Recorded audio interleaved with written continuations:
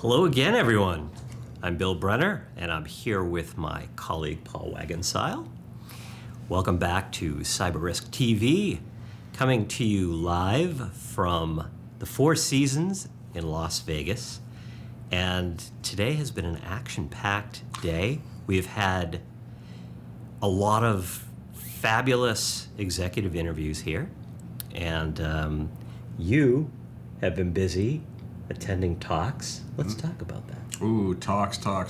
Well, I gotta say, some of them are over my head. I'm gonna have to go back and read the presentation slides to learn what they really were all about, which is good. I get to educate myself. It does take some time. The one that was most serious, the ones that were most accessible, immediately accessible.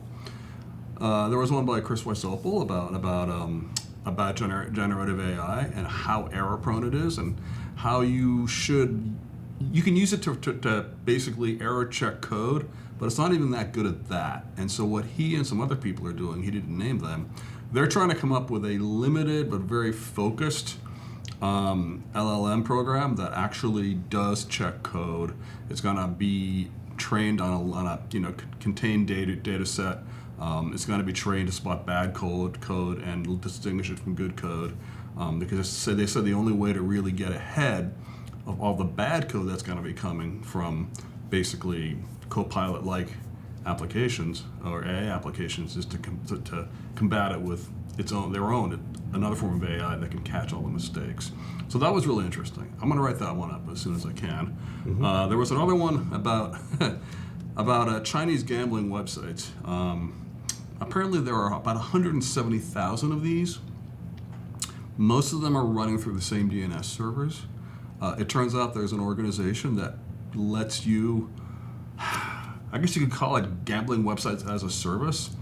You pay them 10 grand, they'll set you up with the whole infrastructure to setting up a gambling site. They'll even do service for you. They'll loan you money if it's necessary. But they also have ties to those basically white-collar slavery operations in Southeast Asia, where they kind of rope in Chinese nationals to basically run pig butchering scams. My goodness. Yeah, it's nasty stuff. Unfortunately, they put out a big report about it 2 weeks ago, and so it's out there in the news already. I love their story, but it turned out the presentation was already out there. Good stuff, though. I wish it had made the mainstream media, because it really is an amazing story. We will see. Tomorrow we'll be looking at more stuff, more AI, more cloud busting, as I call it. Mm-hmm. Really interesting stuff there, just basically getting into the cloud and puttering around. Watched one guy talk about how you can sort of abuse Microsoft Entra ID to gain global administrator status in the cloud, which was kind of cool. It's been patched now, but it was an interesting talk. So yeah, head full of stuff. Very good. Well, my day was spent a lot of time on the show floor. Visited our friends at CyberArk, visited the CISA booth, Sophos. A lot of great energy, and it's so much different from RSA, where and some would disagree with this, because if you're going to BlackHat for the first time, it's a lot of sensory overload. Yeah. To me, it's more not subdued than RSA, but it's a more chilled out. It's a little less frenetic vibe, less frenetic. People are taking their time, really, spending more time talking to the different security vendors. That's important. That's interesting. It is. And a lot of the booths are, no frills. Sure, you can go to one booth and play a racing game. 1Password had a putting green. Human security was interesting. They had this Harry Potter theme going on, where you're in the laboratory / library, as it were, But just a lot of good stuff. Just seeing a positive vibe, and a lot of networking going on.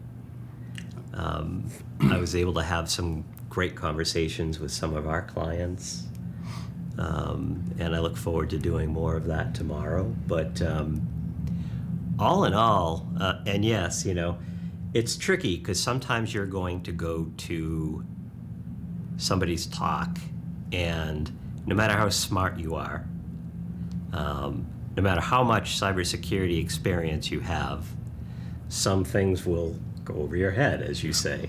And so, but the great thing is everybody's around and you can go back afterwards. And so I hope as we go through this evening and tomorrow, everybody just keeps up the networking and having those conversations and unpacking the complexities that is cybersecurity. But we're out of time for now. We'll be back here bright and early tomorrow morning. I hope everybody has a great evening going to all of the parties. There's a Sophos party. The CyberRisk Collaborative has a reception in the lobby of the Delano, where the bar is when you're coming in. So we'd love to see you there. We see they're just, this is the night where all those events are happening at the same time. So there are a lot of choices to make. So hope everyone enjoys, stay cool, be safe. And to keep track of our coverage and to see all the great interviews we've been doing today, please visit securityweekly.com/BlackHat. And you can also keep track of our coverage by visiting the SC Media homepage. And until tomorrow, have a great evening.